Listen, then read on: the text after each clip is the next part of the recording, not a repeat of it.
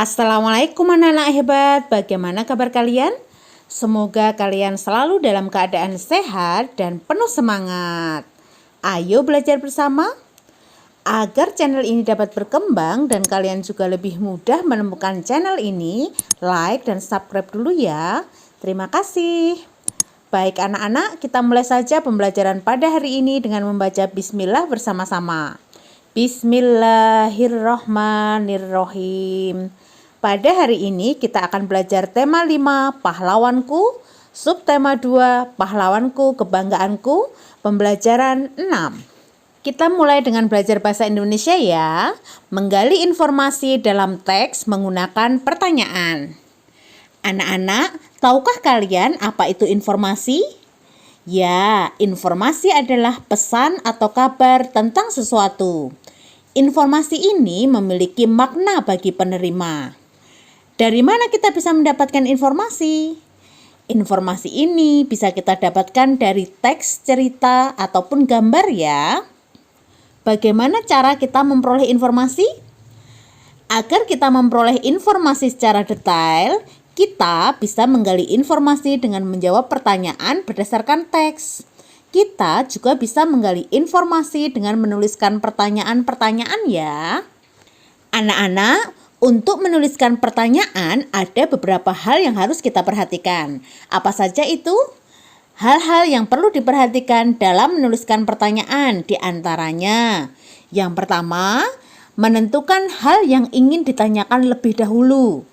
Yang kedua, kita membuat pertanyaan dengan kata yang tepat. Yang ketiga, pertanyaan ini harus sesuai dengan topik yang akan kita tanyakan. Yang keempat, membuat pertanyaan sebanyak mungkin untuk mendapatkan informasi yang lengkap. Ayo kita belajar menggali informasi dengan menuliskan pertanyaan-pertanyaan dari teks berikut ini. Kalian buka buku tema 5 kalian halaman 89 ya. Kita baca sama-sama ya. Insinyur Soekarno. Insinyur Soekarno adalah tokoh yang memproklamasikan kemerdekaan Indonesia pada tanggal 17 Agustus 1945. Insinyur Soekarno lahir di Surabaya 6 Juli 1901. Sekolah dasar diselesaikannya di Mojokerto dan sekolah menengah pertama di Surabaya. Setelah tamat sekolah menengah pertama diselesaikan di Surabaya, ia melanjutkan pendidikannya di Institut Teknologi Bandung. Nah anak-anak, dari teks tersebut kita bisa menggali informasi dengan cara menuliskan pertanyaan-pertanyaan yang lengkap. Di antaranya, yang pertama, apa perjuangan yang telah dilakukan Bung Karno? Yang kedua, sikap apa yang bisa diteladani dari Bung Karno? Yang ketiga, bagaimana riwayat pendidikan dari Bung Karno? Itu tadi adalah contoh pertanyaan-pertanyaan yang bisa kita tuliskan dari teks bacaan tadi ya. Nah, setelah kita menuliskan pertanyaan, kita dapat mencari jawaban dari pertanyaan tersebut. Kita bisa mencari jawabannya dari sumber-sumber seperti buku, internet, majalah, ataupun koran. Ayo kita cari tahu apa jawaban dari pertanyaan yang sudah kita tuliskan tadi. Setelah kita mendapatkan informasi, kita bisa menuliskan jawaban dari pertanyaan-pertanyaan tadi ya.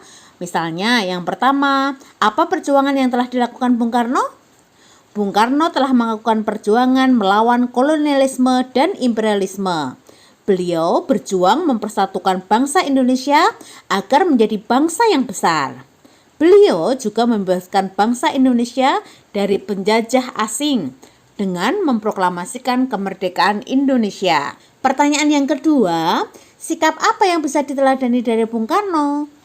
Sikap yang bisa diteladani dari Bung Karno antara lain berani, bertanggung jawab, cinta tanah air, rela berkorban, pantang menyerah, berjiwa nasionalisme, dan berjiwa pemimpin. Pertanyaan yang ketiga, bagaimana riwayat pendidikan dari Bung Karno? Riwayat pendidikan Bung Karno yaitu bersekolah di SD Bumi Putra, kemudian melanjutkan di Honggore Burger School atau HBS. Setelah tamat, beliau bersekolah di Teknologi Hogeschool. atau yang dikenal dengan ITB. Itu tadi contoh informasi yang kita dapatkan dari pertanyaan-pertanyaan yang telah kita buat. Anak-anak, setelah kita mendapatkan informasi dari pertanyaan yang kita buat tadi, kita bisa menyajikan dalam bentuk peta pikiran ya. Berikut ini adalah contoh peta pikiran yang kita dapatkan dari informasi-informasi yang kita tuliskan tadi. Perhatikan di layar ya. Jadi kita dalam peta pikiran ini bisa menuliskan Insinyur Soekarno itu lahir di mana, kemudian sikap yang diteladaninya apa, kemudian pendidikannya apa, perjuangan yang dilakukannya apa, dan kesimpulan. Kalian bisa melihat di layar ya. Jadi kesimpulannya di situ adalah Insinyur Soekarno adalah seorang sosok pahlawan yang sejati. Dia tidak hanya diakui berjasa bagi bangsanya sendiri, tapi juga memberikan pengabdiannya untuk kedamaian di dunia. Ini tadi adalah contoh peta pikiran yang bisa kita buat dari informasi yang sudah kita dapatkan ya. Selanjutnya, peta pikiran yang kalian buat tadi dapat kalian presentasikan di depan teman-teman kalian. Bisa dipresentasikan di depan kelas. Nah, dalam mempresentasikan peta pikiran ini tadi, kita harus memperhatikan beberapa hal. Apa saja itu? Hal-hal yang kita perhatikan dalam mempresentasikan peta pikiran. Yang pertama, kita memperhatikan suara dan ekspresi. Jadi, ucapkan setiap kata dengan suara keras dan jelas. Kemudian, pandangan mata kalian juga tertuju pada orang yang diajak bicara. Kemudian, ekspresi wajah kita saat presentasi juga harus bersemangat. Jadi, teman kalian tertarik melihat presentasi kalian. Kemudian yang kedua, postur dan bahasa tubuh kalian harus tegak dan penuh percaya diri. Itu tadi adalah hal-hal yang harus kita perhatikan saat kita mempresentasikan peta pikiran kita di depan kelas ya. Anak-anak, kita telah mengenal perjuangan dan sikap kepahlawanan dari Bung Karno dalam melawan penjajah. Perjuangan Bung Karno untuk menciptakan masyarakat adil dan makmur sejalan dengan sila kelima Pancasila, yaitu adil dan berdaulat. Apa itu adil dan apa itu berdaulat? Adil berarti setiap masyarakat mendapat kehidupan yang layak. Berdaulat berarti masyarakat terbebas dari penjajahan. Berarti sikap Bung Karno ini patut kita contoh. Kita bisa menerapkan sikap yang menunjukkan keadilan sosial dalam kehidupan sehari-hari. Seperti apa sih contoh penerapan sila kelima Pancasila dalam kehidupan sehari-hari? Contoh penerapan sila kelima Pancasila dalam kehidupan sehari-hari. Yang pertama, kita bisa membantu sesama yang sedang kesulitan. Yang kedua, mengajari teman yang belum memahami pelajaran. Yang ketiga, tekun belajar demi memajukan Indonesia. Yang keempat, menghargai hasil karya orang lain yang bermanfaat bagi kemajuan bersama.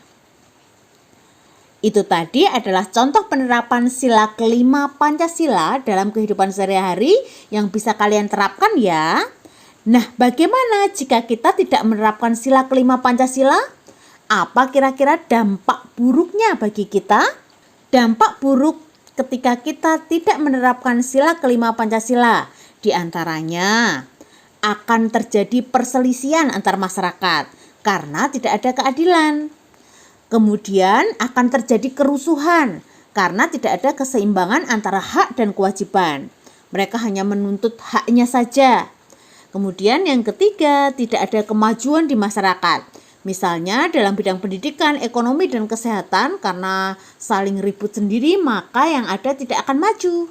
Kemudian yang terakhir, bangsa Indonesia ini akan terus tergantung pada bangsa lain.